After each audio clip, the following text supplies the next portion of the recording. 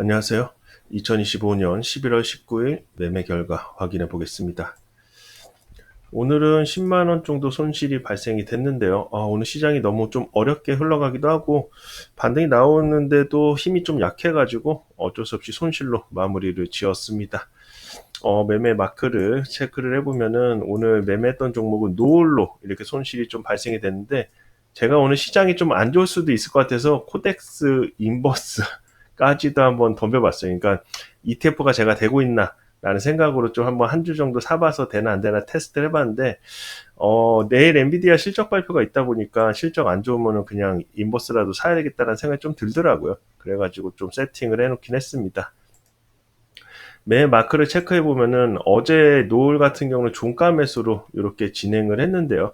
종가 매수로 진행을 했는데 생각보다 힘이 많이 약했죠. 그리고 장 초반에 시작하자마자 강하게 눌려가지고 일단 지수는 한 차례 눌렸다 반등은 나올 거를 좀 예상을 했다 보니까 기다려 봤는데 반등이 있었습니다만은 제가 원하는 가격선까지는 안 올라서 계속 끝까지 버티다가 종가에 이렇게 좀 매도를 진행을 했던 것 같습니다. 그러면서 이제 손절로 마무리는 됐습니다만은, 제가 뭐 다행인 부분은 어제 제가 지금 보시면은 시장이 오늘 안 좋을 거를 좀 어느 정도 예측을 해서 어제 많이 안 샀어요. 일부러 평상시 대비 반절도 안 샀었다 보니까 손실이 좀 손실률이 커도 손실금이 좀 적었던 그런 흐름이었던 것 같습니다.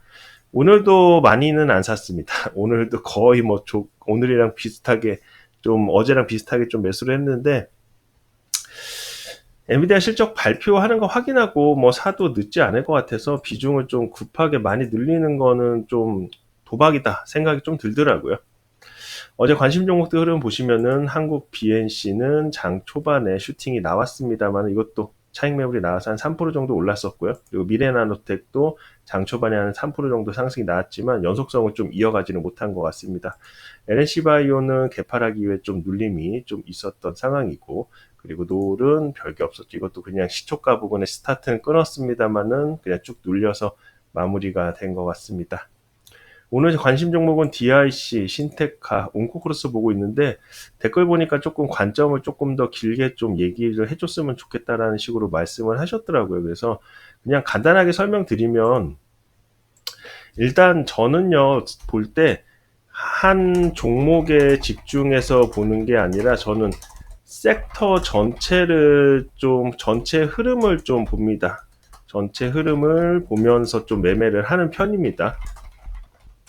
보면서 매매를 하는 편이라서, 현재 시장에서 지금 반도체 같은 경우는 내일 엔비디아 이슈가 있잖아요. 내일 엔비디아 실적 발표가 있으니까 이거는 확인이 필요한 상황이고, 그리고 오늘 움직였던 로봇 같은 경우는 전체적으로 나쁘진 않았습니다만 수급 보신 분들은 아시겠지만 외인이 전부 다 매도 중. 이건 수급 자체가 좀 빠져나가고, 거기다가 뭐 레인보우 로보틱스나 이런 애들 흐름들을 보시더라도 아직 되돌림 구간이 제대로 안 나왔죠. 저도 제가 한번 손실을 봤더니 보고 싶지가 않더라고요. 그래가지고 오늘 반등은 있었습니다만은 추세가 아직까지 하락세가 이어져서 이거는 완벽하게 안착한 다음에 수급 들어올 때 봐도 늦지 않겠다라는 생각이 조금 들기는 좀 했습니다. 들기는 한 상황이었고요.